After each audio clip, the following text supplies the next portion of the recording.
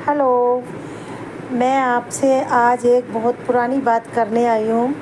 जब करीब 15 साल हो चुके हैं, आज गौतम बुद्ध जयंती है और इस गौतम बुद्ध जयंती पर मैं एक बार मेडिटेशन करने गई थी।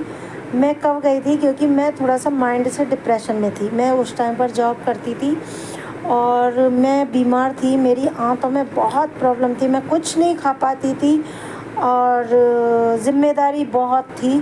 तो उस बीच में मुझे ऐसा लगा कि मुझे कोई शांत जगह मिल जाए और वहाँ मैं जा कर के मेडिटेशन कर सकूँ। मेडिटेशन का मैं ABCD नहीं जानती थी, लेकिन आँख बंद करके बैठ जाती थी। कुछ लोग बताते थे तो मुझे भोलेनाथ के दर्शन होते थे और थोड़ा सा मैं ब्रह्मा कुमारी से जुड़ी हुई थी। लेकिन मेरे को ना कहीं ऐसी जगह जाना था जहाँ घूमने को भी मिल जाए और मेडिटेशन भी हो जाए और चारों तरफ आश्रम जैसी एक शालीनता, मतलब जगह हो जहाँ मोर हो, पक्षी हो, ऐसी जगह पर मैं जाना चाहती थी। मेरे मतलब मन की बात थी ये। तो गौतम बुद्ध जयंती है, उस पर आज एक वीडियो बनाने का राइट बनता है, तो मुझे वो मेमोरी याद आई, तो मैंने सोचा मैं आपके साथ शेयर करूं वो मेमोरी। दिन में तो टाइम नहीं मिला, लेकिन अब रात को मुझे टाइम मिला है, तो कल ये वीडियो आपको मिलेगा और वहाँ का मैं पूरा दिनचर्या आपको बताऊंगी। जैसे कि मैं वहाँ गई तो मैंने फेसबुक पर देखा, वो ऐड निकला था, वहाँ नंबर था, मैंने नंबर से कॉल की। कॉल से उन्होंने बोला कि आप वहाँ तक आ जाइए, दहली प्लेस कुछ है वहाँ जगह का नाम। तो मैं वहाँ चली गई, कैनाट प्लेस वहाँ मैं गई और वहाँ जाने के बाद मुझे मतलब एक केरल की फैमिली थी, वो लेकर के लेने आए थे। साथ में 2 लड़कियाँ और थीं, वो भी जाना चाहती थी। वो पहले कर चुकी थी गौतम बुद्धा मेडिटेशन, तो वो एज ए मॉनिटर या सीनियर के तौर पर जो संभाल सकें वहाँ, वो मतलब करने लगी। तो मैं वहाँ गई और मैंने वहाँ पर देखा कि बहुत अच्छे लोग थे। पहले उन्होंने हमें खाना खिलाया, खाना खिलाने के बाद फिर हमें गाड़ी में वहाँ छोड़ने गए और वहाँ छोड़ने के लिए हम लोग पहुँचे गुड़गांव, जो मैंने पहली बार देखा था। और गुड़गांव में कौन सी जगह थी वो तो मैं नहीं, मतलब मुझे नहीं पता है, लेकिन वहाँ गौतम बुद्ध की मेडिटेशन ज़बरदस्त थी, बहुत हार्डफुल थी और बहुत ही शानदार थी। मेरा अनुभव है, जटिल भी थी।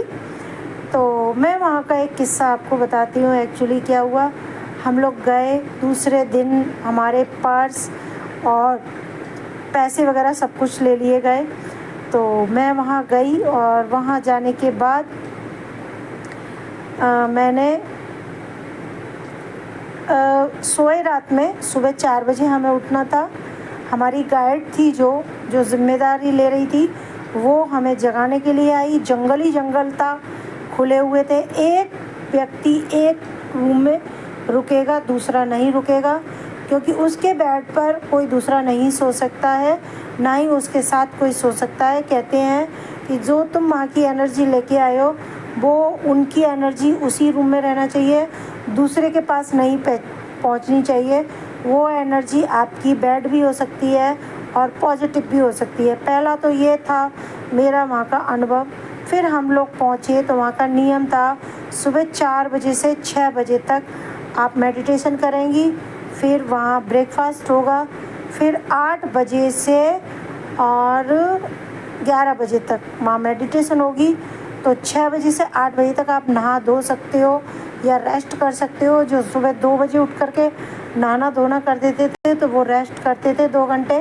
फिर 11 बजे से 12 बजे तक आपका लंच टाइम होगा और 12 से 1 बजे तक, 11 बजे छोड़ दिया जाएगा आपको, आप रिलैक्स करिए, फिर लंच कीजिए। फिर 2 बजे से 4 बजे तक फिर मेडिटेशन होगी, 4:30 बजे तक। वहाँ 4:30 बजे आपको फ्री छोड़ करके 5 बजे आपका जो डिनर होता है ना, वो होता है। उसमें बहुत सारी चीज़ें होती हैं, जैसे दूध है, चाय है, कॉफ़ी है, काढ़ा है और पराठे हैं, पूड़ी है, रोटी है, दाल है, चावल है। मतलब हल्का ही भोजन था। लेकिन हाँ, ये ब्रेकफास्ट, ये डिनर में नहीं था। ये सारी चीज़ आपकी लंच में थी। डिनर में बहुत पुरानी चीज़ है ना, तो याद करने में थोड़ा मुश्किल हो रहा है। रस थे, ब्रेड थी और सैंडविचेस थे और चाय थी, कॉफ़ी थी, काढ़ा था, दूध था, बस यही सारी चीज़ें थी। तो मैंने तो सोचा ये 5 बजे का नाश्ता होगा चाय के साथ और रात को आपको शायद डिनर भी मिलेगा, लेकिन नहीं मिला वहाँ। उसके 5 बजे के बाद आपको 6 बजे फिर मेडिटेशन में आना है और 8 बजे तक मेडिटेशन करनी है आपको। ये वहाँ कंपलसरी था। मेडिटेशन में क्या था कि पूरा बॉडी का जो श्वास होता है, श्वास पर डीपली हमें ध्यान करना सिखाया जा रहा था और हम हिल नहीं सकते 1 मिनट। 1 घंटे में एक बार आपको उठना है पानी पीने के लिए, वॉशरूम के लिए, केवल 5 मिनट आकर अपनी गद्दी पर चुपचाप बैठ जाना है और जो गद्दी पर हमने आज बैठे हुए हैं उसी गद्दी पर हमें 10 दिन तक बैठना है। वो एनर्जी बैड भी हो सकती है, एनर्जी ताकतवर भी और पॉजिटिव भी हो सकती है, तो वो दूसरे को ना मिले, इसीलिए उस गद्दी पर हमें ही बैठना है। हमारे रूम में कोई नहीं आ जा सकता एनर्जी, क्योंकि पॉजिटिव और बैड एनर्जी दूसरे के ऊपर प्रभावित ना हो, ये वहाँ की थॉट था और वो लोग हमें सिखाते थे। तो हमने 5 दिन जो मेडिटेशन करी वो बहुत ही जटिल थी, हिल नहीं सकते। जो वो बताते हैं, जो वो सिखाते हैं, वो हमें फॉलो करना है। तो 2 दिन तक तो मैंने ब्रह्मा कुमारी की जो मेडिटेशन थी वही करी, लेकिन उन लोगों ने पकड़ लिया मुझे और बोले आप कोई दूसरी मेडिटेशन कर रहे हो। यहाँ आपको पता है बॉडी के पार्ट्स को अलग किया जा रहा है, डिवाइड किया जा रहा है, आप ध्यान से सुनना। एक एक पार्ट को वो लोग सर्जरी करते हैं और अलग अलग डिवाइड करते हैं, उसके ऊपर वो फोकस कराते हैं और उस पार्ट के ऊपर बड़ा ध्यान केंद्रित कराते हैं और श्वास का एक एक श्वास पर बड़ा डीपली ध्यान करना सिखाते हैं। उसके बाद में वो लोग पता है क्या करते हैं, 5 दिन तक हमारे बॉडी की सर्जरी करते हैं। जैसे ऑपरेशन थिएटर में बड़ी बारीकी से डॉक्टर एक सर्जरी करता है, ये उन्हीं का कहना था, मेरा कहना नहीं है। 5 दिन तक सर्जरी होती है, उस टाइम पर आप उस एरिया को छोड़ कर के बाहर नहीं भटक सकते। मैंने उनको बोला मुझे 5वें दिन बोला कि मुझे घर जाना है, प्लीज़ मुझ पर आपकी ये जटिल मेडिटेशन नहीं हो रही है। तो उन्होंने मना कर दिया कि आपका शरीर सिला नहीं है, खुल चुका है, जैसे एक डॉक्टर सर्जरी करता है और बिना टाँके लगाए यानी कि सर्जरी को कंप्लीट किए हुए डॉक्टर बाहर नहीं निकलता है, उसी तरह से पेशेंट को वो बाहर नहीं निकालते हैं। ऐसे आप एक पेशेंट हैं और हम आपको नहीं निकलने देंगे इस तरह से। तो 5वें दिन हमारे शरीर के एक एक पार्ट को जो खोला था वो बांधना शुरू किया मेडिटेशन के द्वारा। ये उनकी रिसर्च थी जो हमें अनुभव करा रही थी और सिखा रही थी।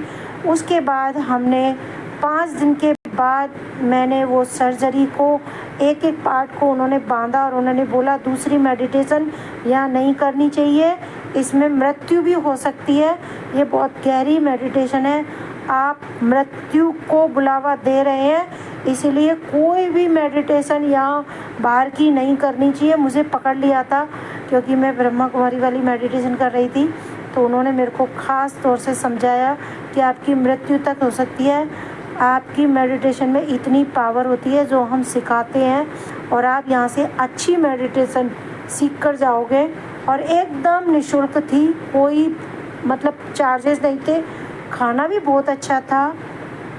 बस जटिलता बहुत थी मेडिटेशन में जो मुझे करना बहुत भारी हो रहा था। मेरे साइटिका पेन था, मुझ पे बैठा नहीं जाता था, हिला नहीं जाता था और मैं हिलती थी तो वो बहुत मना करते थे हिलने के लिए। अब क्या हुआ कि 5वें दिन से हमारी प्रक्रिया हो गई टाँके लगाने की, जो एक डॉक्टर पेशेंट को लगाता है।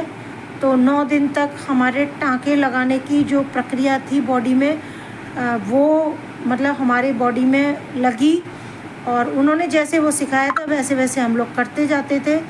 तो बताते थे कि ये एक डॉक्टर की सर्जरी पर अब टाँके हो रहे हैं और बाहर का वातावरण जो था, जितने एरिया में उन्होंने बोला था उतने एरिया में ही हमें घूमना है उससे बाहर हमें नहीं जाना है, क्योंकि आपका शरीर का एक एक पार्ट खुला हुआ है और नेगेटिव एनर्जी आपको मतलब खींच सकती है अपनी ओर। इसीलिए आपको वहाँ नहीं जाना है और अपना ध्यान रखना है। और 10वें दिन आपको फ्री किया जाएगा, 12 बजे तक मेडिटेशन चलेगी। उसके बाद आप बाहर जा सकते हो, आराम से कुछ भी कर सकते हो, आप फ्री हो। तो भाई 5 दिन मेरे रो रो के गुजरे। उसके बाद सर्जरी के बाद अब टाँके लगाने ज़रूरी थे, उनके अनुसार जो मेडिटेशन थी वो मैंने कंप्लीट की। बड़ी हिम्मत की, बड़ी पावरफुल से की। शरीर तो जवाब दे रहा था, लेकिन कंप्लीट करना था। जिस वर्क के लिए मैं आई थी वो कंप्लीट मुझे वो वर्क करना था, तो किया। जीत भी हुई, लेकिन रो रो करके हुई। ये मैं अपना अनुभव आपसे शेयर कर रही हूँ।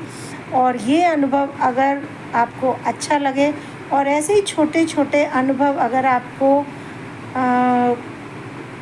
चाहिए और आपको मोटिवेट करें, तो प्लीज़ आप ज़्यादा से ज़्यादा फॉलो कीजिए, लाइक कीजिए, कमेंट कीजिए, मेरा फुल वीडियो देखिए। तभी आपको पता चलेगा कि मैंने वहाँ कितनी मेहनत करके पहली बार 10 दिन की मेडिटेशन की। लेकिन मैंने कान पकड़ लिए, अब मैं ये मेडिटेशन करने कभी नहीं जाऊँगी। दोबारा मेरे को बुलावा आया, फ़ोन किया, फ्री ऑफ कॉस्ट थी, खाना भी था, रूम भी था, कूलर भी था, पंखा भी था। लेकिन भाई जटिलता वाली चीज़ें मैं नहीं कर पाई। फिर मैं तो अपना ब्रह्मा कुमारी वाला मेडिटेशन की। कैसे भी बैठो, कैसे भी करो, बस माइंड को एकांतित रखना है। शरीर से उनका कोई लेना देना नहीं है। आप कभी भी उठ सकते हो, चल सकते हो, पानी पी सकते हो। बस उनका माइंड से जो अटैचमेंट होता है वो अवेयरनेस वाली मेडिटेशन होती है जो वो कराते हैं। तो भाई मेरे लिए तो वही बेस्ट थी। फर्स्ट एक्सपीरियंस था मेडिटेशन का जो मैं आपसे शेयर कर रही हूँ। और ऐसे वीडियो लाने के लिए मुझे मोटिवेट कीजिए, कमेंट कीजिए अच्छे और ज़्यादा से ज़्यादा मेरे वीडियो को आगे पहुँचाने की, शेयर करने की हेल्प कीजिए। Thank you, bye. ये वीडियो मुझे आज ही बनाना था, लेकिन ये वीडियो कल मिलेगा। आज मैं बहुत बिज़ी थी, इसलिए ये मैं रात में 1 बजे वीडियो बना रही हूँ आप लोगों के लिए, अनुभव के लिए।